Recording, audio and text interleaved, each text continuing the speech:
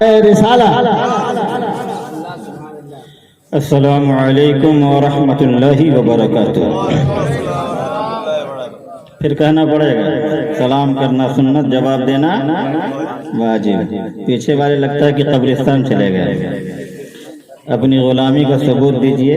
اب بہت عظیم بزم محبت میں آپ شرکت کی سعادت حاصل کر رہے ہیں۔ تحفظ ناموس رسالت، اس کا میننگ میں آپ کے سامنے بیان کروں گا، لہذا محبت کے ساتھ سلام کر رہا ہوں، محبت کے ساتھ جواب دیجئے گا۔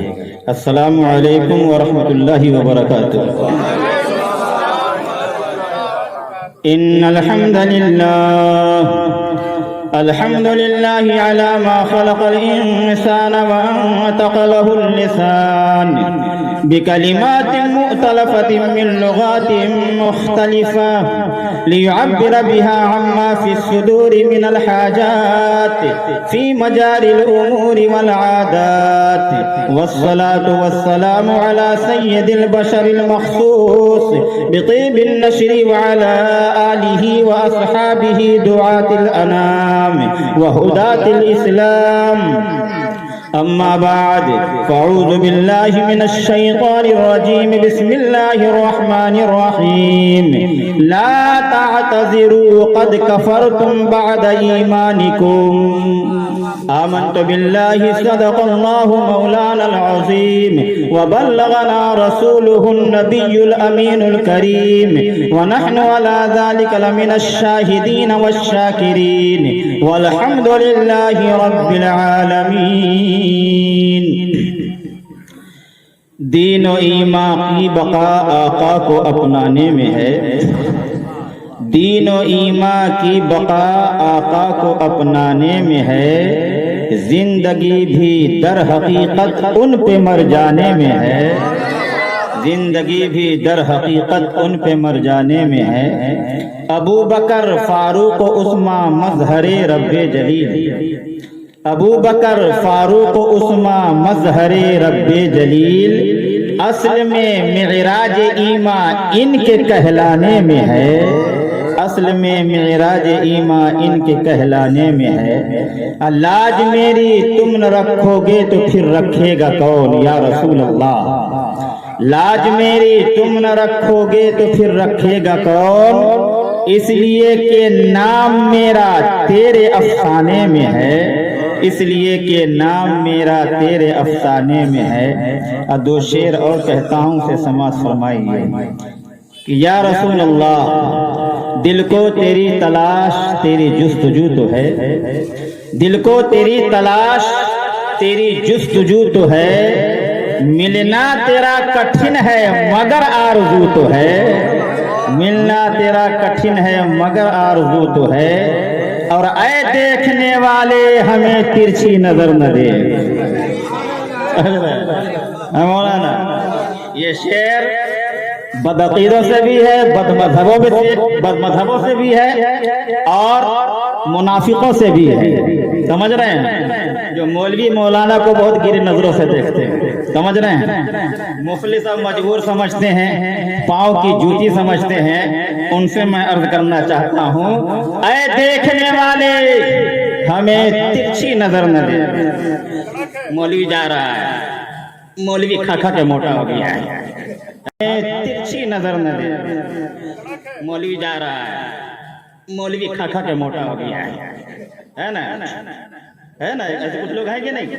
تو اے دیکھنے والے ہمیں ترچھی نظر نہ دیکھ، دولت چلی گئی ہے مگر آبرو تو ہے، دولت چلی گئی ہے مگر آبرو تو ہے۔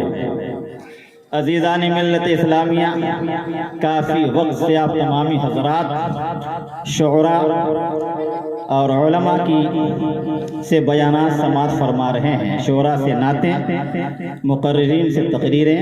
میں تقریر کی غرض سے حاضر نہیں ہوا ہوں،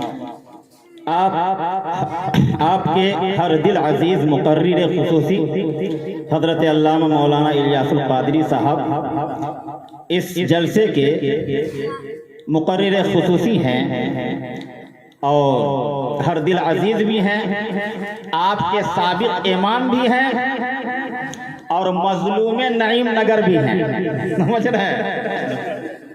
مظلوم نعیم نگر. اچھا مظلوم ہونا بھی سنت ہے سید الشہداء امام حسین کی. سمجھ رہے ہیں؟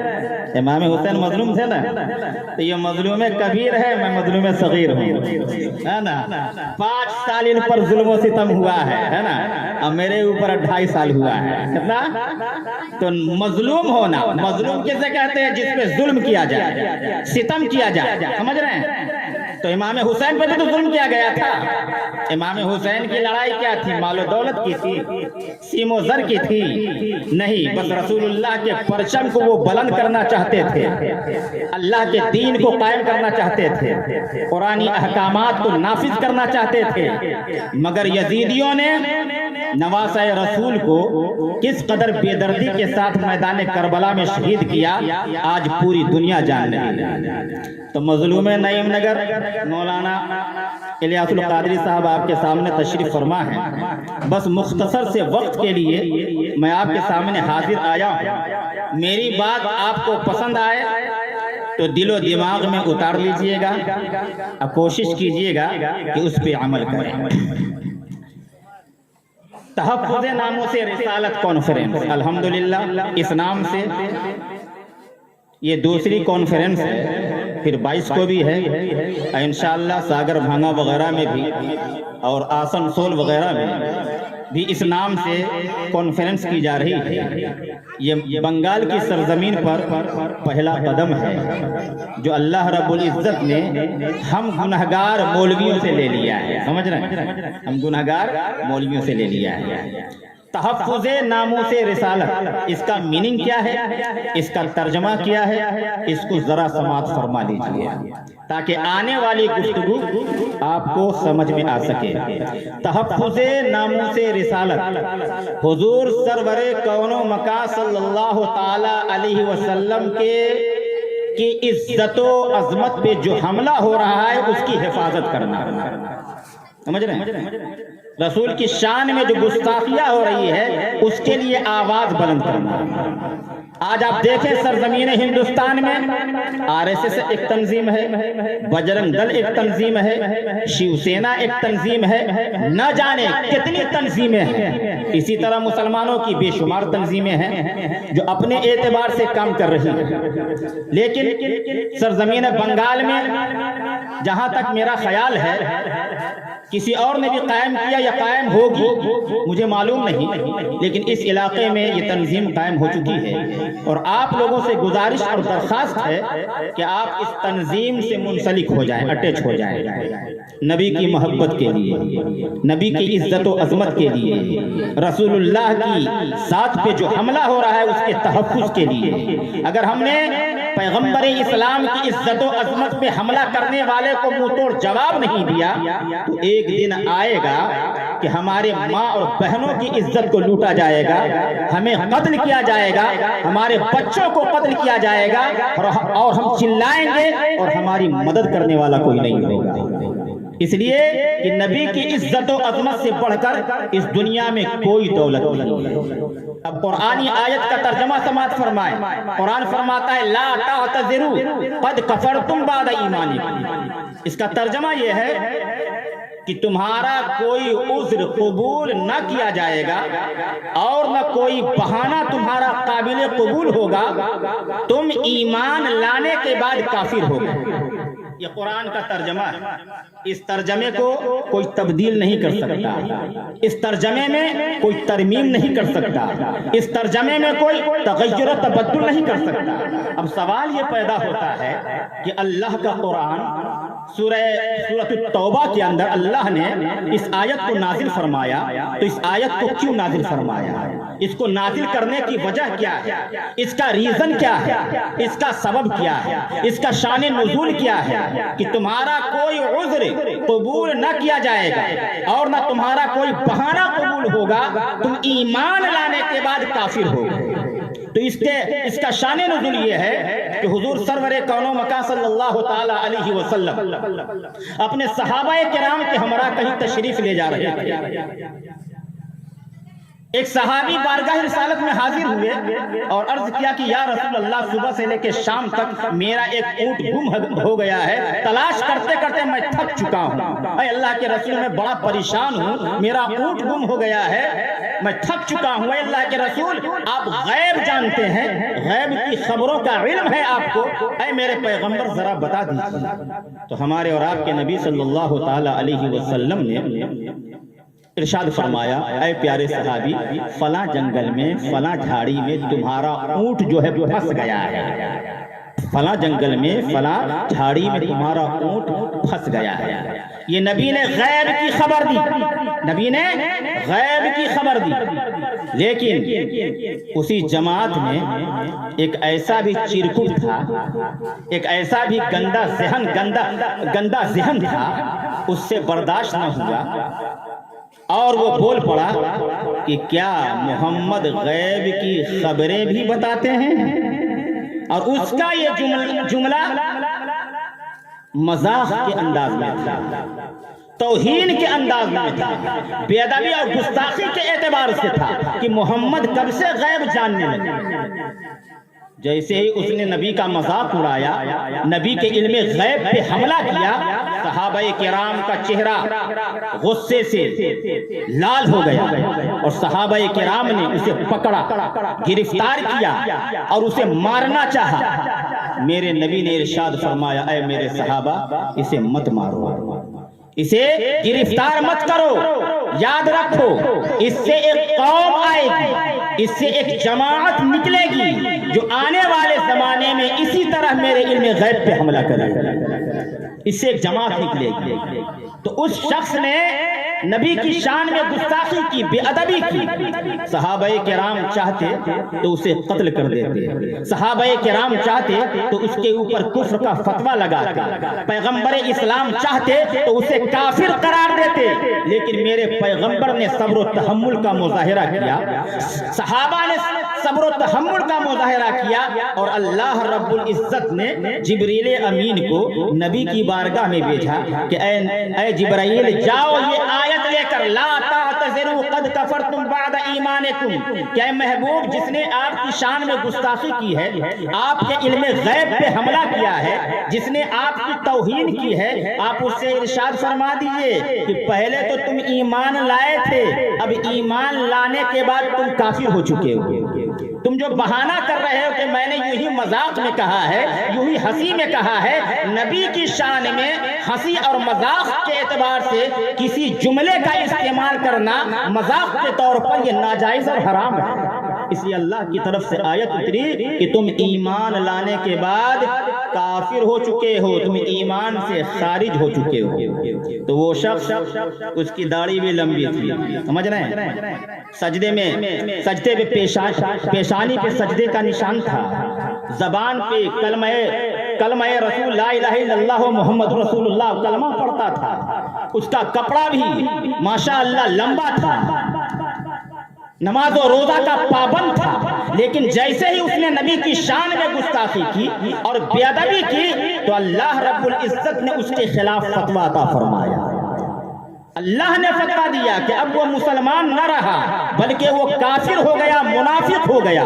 میں عرض کرنا چاہتا ہوں 1400 سال پہلے قرآن نازل ہوا، نبی کی شان میں گستاخی کرنے والے، بے ادبی کرنے والے کے خلاف اللہ نے فتویٰ دیا، تو آج کے اس دور میں اگر کوئی منافق نبی کی شان میں گستاخی اور بے ادبی کرتا ہے تو وہ مسلمان نہیں ہو سکتا ہے، بلکہ وہ اپنے زمانے کا ایک نمبر کا خبیث، مردود اور منافق ہے، کیونکہ نبی کی شان میں گستاخی کسی بھی اعتبار سے جائز نہیں۔ اب قرآن کا مطالعہ کریں، سورہ نون کا مطالعہ کریں۔ ایک شخص نے نبی اکرم صلی اللہ علیہ وسلم کو مجنون کہا، پاگل کہا، کیا کہا؟ پاگل کہا، دیوانہ کہا۔ تو اللہ رب العزت نے نبی کی ناموس کی خاطر، نبی کی عزت و عظمت کی خاطر قرآن میں 10 آیتیں نازل فرمائی، اور اللہ نے ارشاد فرمایا، محبوب اگر یہ لوگ آپ کو پاگل کہتے ہیں، دیوانہ کہتے ہیں، آپ دل چھوٹا نہ کریں، آپ تو خلق عظیم پر ہے۔ اور اللہ رب العزت نے ان کی مذمت فرمائی، اور ایک آیت ہے عُتُلٍّ بَعْدَ ذَلِكَ زَنِيمٍ، اس کی 10 برائیاں اللہ نے بیان کی، نبی کی شان میں گستاخی کرنے والوں کی. اور پھر بعد میں اللہ نے ارشاد فرمایا کہ اے نبی جو آپ کو دیوانہ اور پاگل کہتے ہیں حقیقت میں وہ حرامی ہے. کیا فرمایا؟ وہ حرامی ہے. تو آج ہندوستان کی سرزمین پر نبی کی شان میں کہیں گستاخی ہو رہی ہے، نبی کی عظمت پہ حملہ ہو رہا ہے، نبی کی شان میں توہین، نبی کی توہین کی جا رہی ہے، تو ان کی نسل ہی صحیح نہیں ہے، وہ ولد الزنا ہے. اس لیے کہ کوئی بھی شخص مسلمان تو نبی کافر تو نبی کی عزت و عظمت پہ حملہ کر ہی رہا ہے، لیکن اگر ایمان والا، ٹوپی والا، نماز پڑھنے والا، مسجد میں جانے والا نبی کی شان میں گستاخی اور بے ادبی کرے تو ظاہری اعتبار سے آپ کی نظر میں، سب محلہ کی نظر میں وہ مسلمان تو ہو سکتا ہے، لیکن اسلام کی نظر میں وہ مسلمان نہیں ہے بلکہ وہ منافق ہے اور ایک نمبر کا وہ کافر ہے. اس لیے ہمیں اور آپ کو چاہیے کہ اپنے ایمان اور عقیدے کی حفاظت کریں، منافقوں سے دور رہیں، اور یاد رکھیں نبی کی شان میں گستاخی یہ کفر ہے. انسان اسلام سے نکل کر کفر میں چلا جاتا ہے، یعنی کافر ہو جاتا ہے. سمجھ رہے ہیں؟ آج ہمیں اور آپ کو نبی سے محبت کرنے کی ضرورت ہے. آج دیکھیں ہندوستان کی سرزمین پر بھی 6-7 مہینہ پہلے یا 8 مہینہ پہلے دنیا کی سب سے بڑی طوائف نپور شرما نے نبی کی شان میں گستاخی کی کہ نہیں کی؟ نوین جندل نے نبی کی شان میں گستاخی کی کہ نہیں کی؟ اور اس کے علاوہ نرسنہا گنج اس نے نبی کی شان میں گستاخی کی نہیں کی؟ پورے ہندوستان میں جس کو بھی مشہور ہونا ہوتا ہے اسلام پہ حملہ کر دے وہ مشہور ہو جاتا ہے. یہ طوائف میڈیا اسے مشہور کر دیتی ہے، فیمس کر دیتی ہے. اب سوال یہ پیدا ہوتا ہے کہ ہمارے نبی کی عزت پہ حملہ ہو رہا ہے، ہمارے نبی کی شان میں بے ادبی اور گستاخی ہو رہی ہے، ناموس رسالت کو مٹانے کی کوشش کی جا رہی ہے، تو سوال یہ پیدا ہوتا ہے کہ ہماری کیا ذمہ داری ہوتی ہے؟ کیا ہم اپنے نرم گدیلے بستروں پر سو کر کے ٹی وی دیکھیں، اچھا کھانا کھا کر کے زندگی بسر کریں؟ کیا ہماری کوئی ذمہ داری نہیں ہے؟ وہ پیغمبر جس کی خاطر اللہ رب العزت نے اس دنیا کو پیدا فرمایا کہ اگر وہ نبی تشریف نہ لاتا تو نہ ہمارا وجود ہوتا نہ آپ کا وجود ہوتا. وہ نبی جو ہماری مغفرت اور بخشش کے لیے رات بھر روتا ہے سجدے میں جا کر کے، پیدا ہوئے تو رب حبلی امتی کی صدائیں آپ کی زبان پر تھی، اور جب اس دنیا سے جا رہے تھے تو رب حبلی امتی کی صدائیں بلند کرتے جا رہے تھے کہ اللہ میری امت کو بخش دے، میری امت کو معاف فرما دے. لیکن آج ہمارا ایمان کتنا کمزور ہو چکا ہے، ہمارا عقیدہ کتنا کمزور ہو چکا ہے کہ ہم نبی کی شان میں گستاخی کرنے والوں کے ساتھ چائے پیتے ہیں، نبی کے غداروں کے ساتھ کے گھر میں شادی کرتے ہیں، نبی کے غداروں کے ساتھ دوستی کرتے ہیں. یاد رکھیے دنیا کا ہر گناہ اللہ معاف فرما دے گا، لیکن نبی کے غداروں کے ساتھ دوستی اللہ کبھی معاف نہیں فرمائے گا. اس لیے ضرورت اس بات کی ہے کہ ہم اور آپ اپنے نبی سے سچے دل سے پیار کریں، اتنی محبت کریں کہ ہم نبی تک پہنچ جائیں. شاعر مشرق قلندر لاہوری علامہ اقبال نے فرمایا تھا بمصطفیٰ برساں خیش کہ دین ہم اوست، بمصطفیٰ برساں خیش کہ دین ہم اوست، گرشے اون رسیدی کی تمام بول حبیس. یہ کون سی زبان ہے؟ بنگلہ زبان نہیں ہے، عربی زبان نہیں ہے، مراٹھی زبان نہیں ہے، یہ فارسی زبان ہے. علامہ اقبال نے کیا کہا تھا جانتے ہیں؟ علامہ اقبال نے کہا تھا کہ اپنے نبی سے تم اس قدر محبت کرو، اب محبت کرتے کرتے اپنے آپ کو مصطفیٰ تک پہنچا دو، اپنے آپ کو مصطفیٰ تک پہنچا دو کہ تمام دین یہی ہے، محمد کی محبت دین حق کی شرط اول ہے، اسی میں ہو اگر خامی تو سب کچھ نامکمل ہے. اس قدر محبت کرو نبی سے کہ اپنے آپ کو مصطفیٰ تک پہنچا دو کہ تم مصطفیٰ کے ہو جاؤ، مصطفیٰ تمہارے ہو جائے. اور اگر تم اپنے آپ کو نبی تک محبت کرتے کرتے پہنچا نہ سکو تو گویا کہ تم ابو لہب کی طرح زندگی گزار رہے ہو. ابو جہل کی طرح تم زندگی گزار رہے ہو. آج ہماری اور آپ کی جو زندگی ہے وہ ابو لہب کی طرح زندگی گزر رہی ہے. ابو جہل کی طرح ہم زندگی گزار رہے ہیں. عتبہ اور شیبہ کی طرح زندگی گزار رہے ہیں. عبداللہ ابن ابی جیسے بدبودار منافق کی طرح ہم اور آپ زندگی گزار رہے ہیں کہ رسول کی عزت پہ حملہ ہو رہا ہے. کیا ہم نے نپور شرما کے خلاف یا نوین جندل جیسے آتنکوادی کے خلاف سڑکوں پہ ہم نکلے؟ آج ہماری ماں کو کوئی گالی دے تو دیکھیے کتنا بڑا ہنگامہ برپا ہو جاتا ہے. تو نے میری ماں کو گالی دیا. آج اگر کسی کے خاندان کو گالی دیا جائے پورا خاندان لاٹھی لے کر اس کو مارنے کے لیے آ جائے گا. بولو سچ بول رہا ہوں کہ نہیں بول رہا؟ اگر آج کسی کے عیب کو بیان کیا جائے پورا محلہ آ جائے گا. وہ پیغمبر جن کے صدقے میں آپ کا خاندان پیدا ہوا, آپ کے ماں باپ پیدا ہوئے, اس نبی کو گالی دی جا رہی ہے اور ہم بیٹھے ہوئے اپنے گھروں کے اندر. ذرا بھی ہم سڑک پہ نہ نکلے. دیکھیے پورے ہندوستان میں جہاں ایمان والے ہیں سڑک پہ نکلے. دیکھیے رانچی میں ایک بچہ تھا, محبت رسول میں وہ شہید ہو گیا اور اللہ تعالیٰ اسے شہادت کا مقام عطا فرمائے.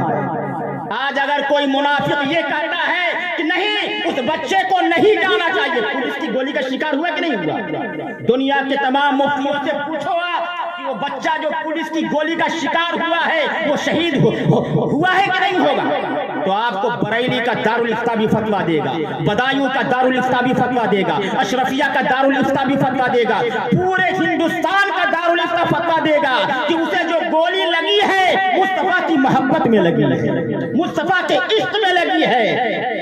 کیونکہ یہ زندگی ہماری فانی ہے, ہم مٹ جائیں گے, فنا ہو جائیں گے, لیکن اللہ رب العزت نے اسے شہادت کا مقام عطا فرمایا. اس گاؤں میں مسلمان رہتا ہے نا, کیا ہم نے نپور شرما کے خلاف احتجاج کیا؟ کیا ہم نے نوین جندل کے خلاف احتجاج کیا؟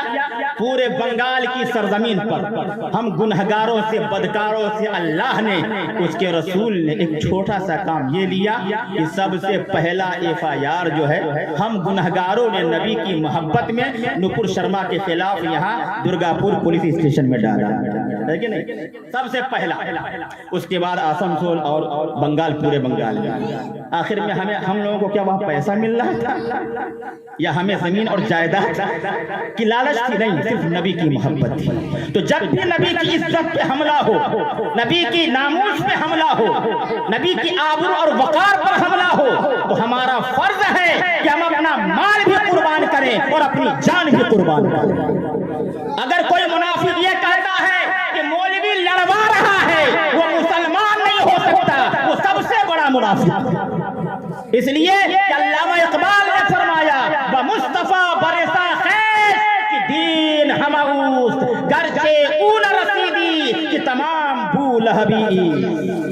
مصطفیٰ اپنے آپ کو مصطفیٰ تک پہنچا دو, پورا دین یہی ہے. اگر تم نہ پہنچ سکو تو گویا کہ تم ابو لہب اور ابو جہل کی طرح تم زندگی گزار رہے ہو. ہمارے نبی رات رات بھر ہماری بخشش کے لیے آنسو بہائیں اور ہمیں پیغمبر اسلام کی عزت و عظمت کا خیال تک نہ آئے. ایسی زندگی سے مر جانا بہتر ہے. اگر آپ سے قیامت کے دن ہمارے نبی نے پوچھ لیا کہ اے نعیم نگر کے مسلمانوں, میری عزت پہ حملہ ہو رہا تھا, ہماری عزت پہ حملہ ہو رہا تھا, ہمیں گالی دی جا رہی تھی, ہمارے اوپر الزام لگائے جا رہے تھے, تم نے ہماری عزت پہ پہرا کیوں نہیں دیا, تم نے ہماری ناموس پہ پہرا کیوں نہیں دیا, تو ہم کیا جواب دیں گے؟ آج ہماری ماں کو زانیہ بدکار کہا جا رہا ہے. حضرت ام المومن عائشہ صدیقہ رضی اللہ تعالی عنہ جو دنیا کے تمام مومنوں کی مائیں ہیں, ام المومنین عائشہ صدیقہ جن کے طہارت اور پاکیزگی کی گواہی اللہ نے قرآن میں بیان فرمائی. تمام مومنوں کی مائیں ہیں جن کے بستر پر ہمارے نبی آرام کرتے تھے تو اللہ کی طرف سے قرآن نازل ہوتا تھا. ان کو معاذ اللہ زانیہ اور بدکار کہا جا رہا ہے. ہمارے نبی کی عزت پہ حملہ کیا جا رہا ہے اور ہم خاموش بیٹھے ہوئے ہیں۔ یہ عیش و عشرت کی جو زندگی گزار رہے ہیں، یہ عیش و عشرت کی زندگی ایمان والوں کی علامت نہیں ہے، یہ ابو لہب اور ابو جہل کی زندگی ہم گزار رہے ہیں۔ قیامت کے دن اگر ہمارے نبی نے پوچھ لیا کہ ہماری عزت پہ حملہ ہو رہا تھا، ہمارے ناموس پہ حملہ ہو رہا تھا، تم نے پہرا کیوں نہیں دیا، تم نے اس کی حفاظت کیوں نہیں کی، تو کیا آپ یہ کہہ دیں گے رسول اللہ سے کہ یا رسول اللہ ہم بہت کمزور تھے، ہم بہت لاغر تھے، ہمارے پاس طاقت نہیں تھی، اس لیے یا رسول اللہ ہم آپ کی عزت و عظمت کی خاطر اپنے گھر سے نہ نکل سکے؟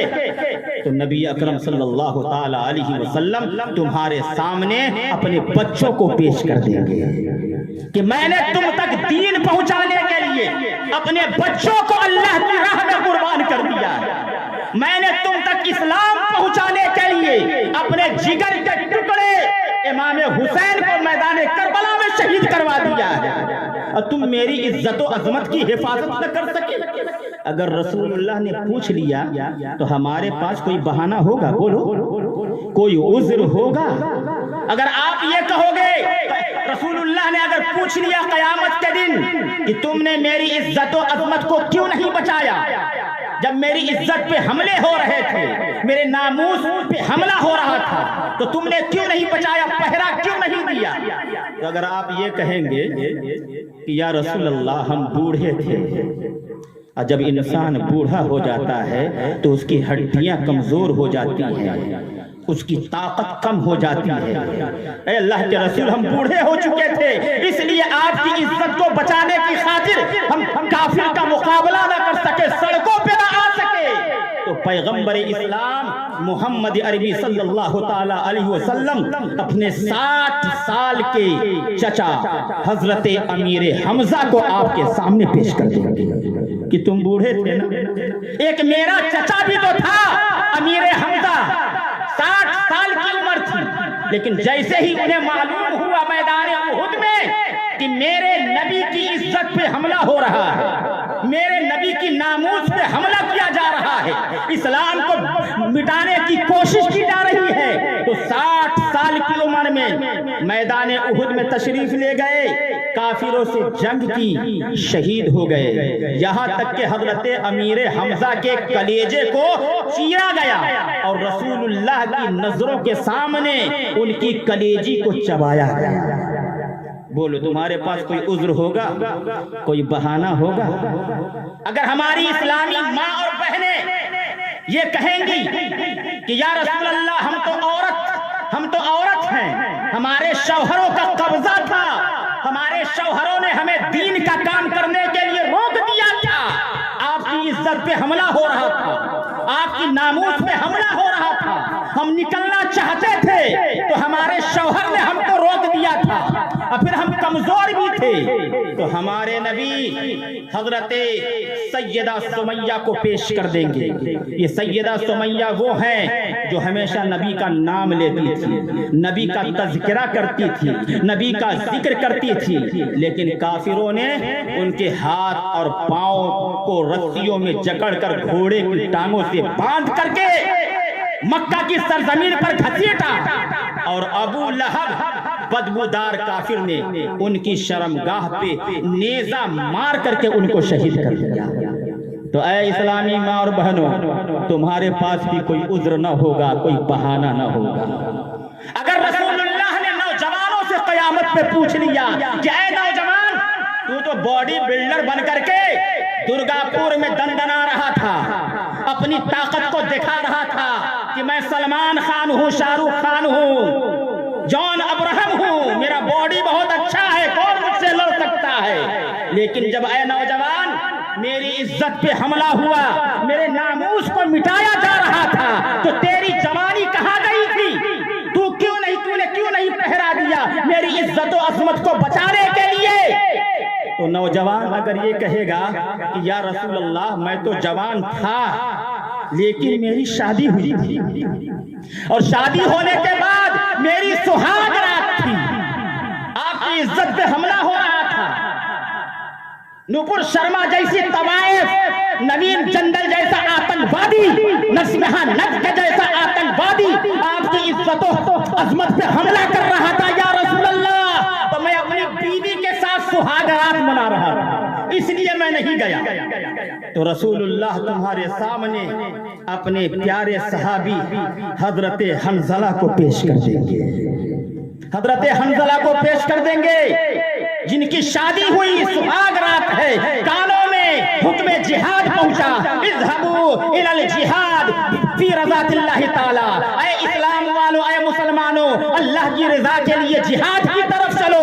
تو حضرت حنظلہ انہوں نے سہاگ رات منا کر کے جیسے حکم جہاد سنا، بیوی کے بستر سے اٹھ گئے اور انہوں نے اپنی بیوی سے کہا، اے میرے شریک حیات، حکم جہاد سن کر بستر پر سونا اسلامی بیٹوں کی غیرت مردانگی کے خلاف ہے۔ اے میری بیوی، اگر تم چاہو تو ابھی طلاق لے لو تاکہ دوسری شادی کر سکو، ورنہ مرضی مولا پر قائم رہو۔ حضرت حنظلہ نے اپنی بیوی سے کہا سہاگ رات میں، تو قربان جائے ہمارے ماں باپ، حضرت حنظلہ کی بیوی پر اس نیک خاتون نے، اس جنتی خاتون نے کیا جواب دیا؟ اے میرے شوہر، دنیا کی زندگی فانی ہے، اس میں تو حصہ دار بنا دیا، آخرت کی زندگی جاویدانی ہے، اس سے آپ الگ کرتے ہیں؟ کیا یہ بات باعث فخر نہیں کہ اگر آپ میدان جہاد سے واپس لوٹے تو میں غازی کی بیوی کہلا کر پکاری جاؤں گا، اور اگر میدان جہاد میں آپ شہید ہو گئے تو میں فخر کے ساتھ اپنے سر کو بلند کر کے کہوں گی کہ میں شہید کی بیوی ہوں، میں شہید کی بیوی ہوں۔ اے میرے شوہر جائیے، ہاتھوں میں تلوار تھمائی ان کی بیوی نے، اور حضرت حنظلہ گھوڑے پر سوار ہوئے اور میدان جہاد کی طرف چلے۔ اے حضرت حنظلہ، آپ کے جہاد کو احمد رضا مصباحی کا محبت بھرا سلام۔ اے حضرت حنظلہ، آپ کی محبت کو احمد رضا مصباحی کا محبت بھرا سلام۔ اے حضرت حنظلہ، آپ کے عشق رسول کو احمد رضا مصباحی کا محبت بھرا سلام۔ اے حضرت حنظلہ، آپ پر ہمارے ماں باپ قربان کہ رسول اللہ کی محبت میں آپ نے اپنی جان کا قربان اللہ کی راہ میں پیش کر دیا، شہید ہو گئے۔ دوسرے دن ان کی شہادت ہو گئی، اور جب بستر سے اٹھے تھے بیوی کے پاس سے، تو بیوی سے ملنے کے بعد غسل جو ہے فرض ہوتا ہے، واجب ہوتا ہے، ان کو غسل کا موقع ہی نہیں ملا، اسی میں اللہ کی راہ میں جہاد کرتے کرتے شہید ہو گئے۔ کل جب ان کی لاش ملی تو پیغمبر اسلام نے اپنی نگاہ نبوت سے دیکھا کہ آسمان کے فرشتوں نے حضرت حنظلہ کو آسمان پہ غسل دیا تھا۔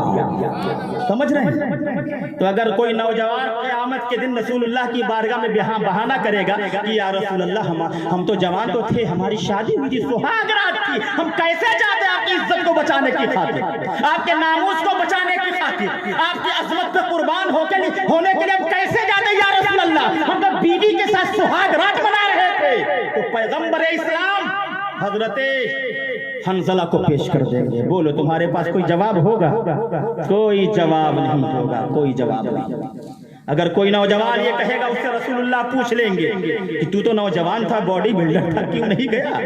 میری عزت پہ جب حملہ ہو رہا تھا، میری بیوی عائشہ صدیقہ کو گالی دی جا رہی تھی، مجھے پاگل کہا جا رہا تھا، محمد عربی کی میری ذات پہ حملہ ہو رہا تھا، تو کیوں نہیں گیا؟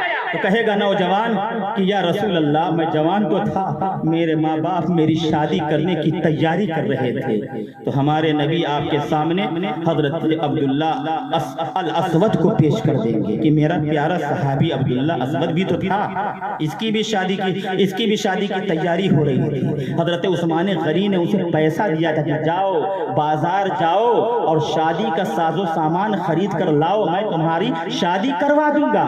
جیسے ہی بازار گئے، بازار میں حکم جہاد ہوا، انہیں معلوم ہوا کہ رسول اللہ کی عزت پہ حملہ ہو رہا ہے، رسول اللہ کو کوئی گالی دے رہا ہے، رسول کی شان میں کوئی گستاخی کر رہا ہے، ناموس رسالت پہ حملہ ہو رہا ہے۔ وہ جانتے ہیں حضرت عبداللہ اسود نے اس پیسے سے، جانتے ہیں، شادی کا سامان نہیں خریدا، انہوں نے تلوار خریدی، انہوں نے گھوڑا خریدا، انہوں نے نیزہ خریدا، انہوں نے ڈھال خریدی، اور جانتے ہیں گھر بھی نہیں گئے، گھوڑے کے ساتھ، تلوار کے ساتھ، ڈھال کے ساتھ میدان جہاد میں گئے اور دشمنان رسول سے لڑتے اللہ کی راہ میں شہید ہو گئے۔ سمجھ رہے ہیں؟ آج ہم ہیں نام کے مسلمان ہیں، ہم کر کیا رہے ہیں؟ ارے ہم خود سے دین کا کام نہیں کرتے تو کوئی عالم اگر کرتا ہے، کوئی مولوی کرتا ہے تو بھائی تم اس کا ساتھ دو، ساتھ دیجئے آپ۔ ہم دین کے لیے مر رہے ہیں، ہماری زندگی نبی کے لیے، ہمارا جینا نبی کے لیے، ہمارا مرنا نبی کے لیے، قیامت میں بھی ہم اٹھائے جائیں گے نبی کے لیے۔ سمجھ رہے ہیں؟ رسول اللہ نے پوچھ لیا آپ کیا جواب دو گے؟ حضرت غزالی دورہ، حضرت امام غزالی فرماتے ہیں کہ جہاں رسول اللہ کی عزت پہ حملہ ہو رہا ہو، ناموس رسالت پہ حملہ ہو رہا ہو، رسول اللہ کو گالی دی جا رہی ہو، امام غزالی فرماتے ہیں، اپنے وقت کے بہت زبردست امام ہیں، کہ جہاں رسول اللہ کو گالی دی جا رہی ہو، ان کی ناموس پہ حملہ ہو رہا ہو، اور مسلمان چپ چاپ سے گائے بن کر کے اپنے گھر میں بیٹھا ہو، صرف اپنی دنیاوی زندگی کو سوچ رہا ہو، کہ ہم کو ٹی وی خریدنا ہے، فریج خریدنا ہے، مکان بنانا ہے، ٹائلز لگانا ہے، ماربل لگانا ہے، بزنس اور کاروبار کرنا ہے، صرف اسی میں لگا۔ تو امام غزالی فرماتے ہیں کہ اے مسلمانوں، اس وقت کا انتظار کرو کہ جب سڑکوں کے اوپر تمہاری ماں اور بہنوں کی عزت و عظمت کو لوٹا جائے گا، تمہارے بچوں کو قتل کیا جائے گا، تمہارے گھروں میں آگ لگائی جائے گی، پھر تمہیں بچانے والا کوئی نہیں ہوگا۔ آج ہندوستان کا ماحول آپ دیکھ رہے ہیں، پورا ہندوستان ہمیں مٹانے کی سازش کر رہا ہے، پلان تیار کر رہا ہے، اور ہم اتنے بڑے گھامڑ اور بیوقوف ہیں کہ آپس ہی میں لڑنے تو فرصت نہیں ہے۔ ایک مسلمان دوسرے مسلمان کے پیچھے پڑا ہوا ہے، کافر تو ویسی ہمیں مٹانے کے لیے سازشیں کر رہا ہے۔ اس لیے خدا کے واسطے اب بھی وقت ہے، سدھر جائیے، سمر جائیے، ورنہ وہ وقت آئے گا کہ جب آپ کا نام و نشان مٹایا جائے گا، آپ سے ہمدردی کرنے والا بھی کوئی پیدا نہیں ہوگا۔ اس لیے زندگی گزاریے نبی کی خاطر، جیے نبی کی خاطر، مریے بھی نبی کی خاطر، پوری زندگی نبی کی خاطر نبی پہ قربان کر دیجیے، تب جا کر کے دنیا کی کامیابی آپ کے لیے ہے، آخرت کی کامیابی آپ کے لیے ہے۔ جبھی تو ہمارے پیر و مرشد حضور تاج الشریعہ نے اپنے اخیر وقت میں نعتیہ شعر میں ایک میسج عطا فرمایا تھا، زندگی یہ نہیں کسی کی کسی کے لیے، زندگی یہ نہیں کسی کی کسی کے لیے، زندگی ہے نبی کی نبی کے لیے، اور نہ سمجھ جیتے ہیں زندگی کے لیے، نہ سمجھ جیتے ہیں زندگی کے لیے، جینا مرنا ہے سب کچھ نبی کے لیے۔ سمجھ رہے ہیں؟ آپ زندگی گزاریے نبی کے لیے، مریے نبی کے لیے، نبی کی ناموس پہ حملہ ہو اپنی جان قربان کیجیے نبی کے لیے۔ اب ہمارے اس بیان کو سن کر کے کوئی منافق یہ کہے کہ مولوی لڑوا رہا ہے، تو میں لڑوا نہیں رہا۔ یہ مظلوم امام یہاں بیٹھے ہوئے ہیں، پہلے مظلوم یہ ہے، دوسرا مظلوم میں ہوں۔ سمجھ رہے ہیں؟ ہم لوگ جو بھی کام کرتے ہیں ہمارا ایک مشن ہوتا ہے، اور مشن ہے اسلام کی تبلیغ، اسلام کی اشاعت۔ سمجھ رہے ہیں؟ رسول اللہ کے دین کو آگے بڑھانے کے لیے، رسول اللہ کے پرچم کو بلند کرنے کے لیے، تحفظ ناموس رسالت جو تنظیم قائم ہے، اس سے آپ اٹیچ ہو جائیے۔ اس میں آپ کو نہ پیسہ دینا ہے، نہ مال دینا ہے، نہ زمین و جائیداد دینی ہے، بس ایک کام کرنا ہے کہ اگر آسنسول کی سرزمین پر کوئی مشرک، کوئی کافر، کوئی منافق رسول اللہ کی عزت پہ حملہ کرنا ہے تو بس ایک فون آپ کو جائے گا، تمام لوگ اپنا کاروبار، اپنا بزنس، اپنی تجارت اب چھوڑ کر کے فوراً آسنسول پہنچ جائیں گے۔ وہاں تو لوگ ہیں ہی ہیں پہلے سے، ان کو ضرورت نہیں ہے آپ کی، لیکن نبی کے غلاموں میں آپ کا نام شامل ہو جائے، نبی کے دیوانوں میں آپ کا بھی نام شامل ہو جائے، بس اتنی چھوٹی سی کوشش اس ناچیز احمد رضا مصباحی نے کی ہے۔ اس میں آپ کا ہمیں تعاون چاہیے، آپ کا سمرتھن چاہیے۔ اگر آپ سمرتھن کیجئے گا، آپ ہماری حمایت کیجئے گا، تو انشاءاللہ ہماری زندگی کا ایک ایک لمحہ عبادت بن جائے گا۔ بس اس شعر کے ساتھ ہمیں اپنا ایمان اور عقیدہ زندہ رکھنا ہے کہ انہیں جانا انہیں مانا نہ رکھا غیر سے کام، انہیں جانا انہیں مانا نہ رکھا غیر سے کام، للہ الحمد میں دنیا سے مسلمان گیا۔ یہ تحفظ ناموس رسالت کے نام سے یہ چھوٹے چھوٹے بچوں نے جو اسے بزم محمد کو سجایا ہے، یہ بہت بڑا کارنامہ ہے۔ اگر کوئی دنیا دار، کوئی سیاسی آدمی، کوئی بی جے پی کا غلام، کوئی بی جے پی کا غلام اگر اس جلسے کو اگر سیاست کا نام دے تو اس سے بڑا منافق کوئی نہیں ہو سکتا ہے، اس سے بڑا دجوس کوئی نہیں ہو سکتا ہے۔ ارے جب چھوٹے چھوٹے بچوں نے نبی کی عزت و عظمت کی خاطر اتنی بڑی محفل سجا لی ہے، اور اللہ نے اگر تمہیں مال دیا ہے، تم طاقتور بنتے ہو اور تمہیں غرور ہے کہ ہم سے بڑا دولت مند کوئی نہیں، تو تم کو شرم آنی چاہیے۔ ان بچوں سے کہیں زیادہ آگے بڑھ کر تمہیں بھی نبی کے نام پر تحفظ ناموس رسالت کا سمرتھن کرنا چاہیے، اس کی حمایت کرنی چاہیے۔ دولت کا انبار مت دکھاؤ، اچھے اچھے دولت مند گزر گئے، فرعون آیا مٹ گیا، نمرود آیا مٹ گیا، شداد آیا مٹ گیا، لیکن پیغمبر اسلام کا نام آج سے 1400 سال پہلے بھی تھا، آج بھی ہے اور صبح قیامت تک زندہ رہے گا۔ 40 سال سے نعیم نگر میں رہتے ہو، 50 سال سے تم رہتے ہو، اپنے باپ کی جاگیر سمجھتے ہو، لیکن دیکھو تمہیں 50 آدمی پکارنے والا تمہارے نام کو جاننے والا نہیں ہوگا، لیکن یہ 5 سال مظلوم نعیم نگر الیاس القادری رہا، آج پورا نعیم نگر کا بچہ ان کو ڈال رہا ہے۔ 2.5 سال سے میں ہوں، لیکن بچہ جاننا کیوں؟ ہمارا چہرہ خوبصورت ہے، میں سلمان خان ہوں، یہ شاہ رخ خان ہے، کیا ہے بولو؟ یہ کٹرینہ کیف ہے، کون ہے ہم لوگ؟ کچھ نہیں ہے ہم لوگ۔ مادھوری دیکشت کیا ہے؟ اس چہرے میں کیا ہے؟ اس چہرہ تو یہ جہنم میں جانے کے لائق ہے، لیکن اس زبان سے جو جملہ نکل رہا ہے یہ مصطفیٰ کی محبت کا نکل رہا ہے، مصطفیٰ کے عشق کا نکل رہا ہے، مصطفیٰ کے پیار کا نکل رہا ہے، اور اللہ کا وعدہ ہے قرآن میں، فَاذْكُرُونِي أَذْكُرْكُمْ، تم میرے نام کو فیمس کرو، میں تمہارے نام کو فیمس کر دوں گا۔ سمجھ رہے ہو؟ تو 40 سال کا دعویٰ کرنے والوں منافقوں، دشمن رسول، غور سے احمد رضا مصباحی کی للکار سن لو۔ یہ دیوانہ ہے تو مصطفیٰ کا دیوانہ ہے، یہ عاشق ہے تو مصطفیٰ کا عاشق ہے، یہ غلام ہے تو اعلیٰ حضرت کا غلام ہے، یہ غلام ہے تو غوث اعظم کا غلام ہے۔ اللہ کا وعدہ کون انکار کرے گا؟ کوئی مائی کا لال پوری دنیا میں پیدا نہیں ہو سکتا جو اللہ کی آیت کا انکار کر سکے۔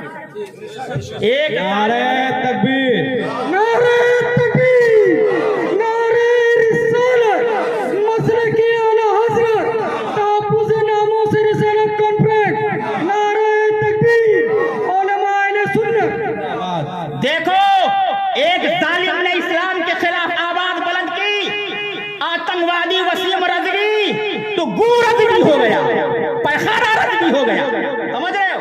اسلام کے خلاف آواز اٹھانے چلا تھا، جہنم میں پہنچ گیا، لیکن ہم لوگ مصطفیٰ کے گنہگار غلام ہیں، بدکار غلام ہیں۔ ہمارا چہرہ اس لائق نہیں، ہمارے اعمال اس لائق نہیں کہ رسول اللہ کے سامنے جائیں قیامت میں، لیکن ہم جو یہ کام کر رہے ہیں اس امید کے ساتھ کہ شاید نبی کی نظر عنایت پڑ جائے اور قیامت کے دن ہماری شفاعت ہو جائے، یہی مقصد ہے ہمارا اور کچھ نہیں ہے۔ بتاؤ 5 سال میں کیا ہم نے کسی کی زمین کو ہڑپ لیا ہے؟ بولو۔ کسی کا 10 لاکھ 20 لاکھ چوری کر لیا ہے؟ بولو۔ کیوں دشمنی ہے؟ کیوں دشمنی ہے عالموں سے؟ کیوں دشمنی ہے اللہ کے قرآن سے؟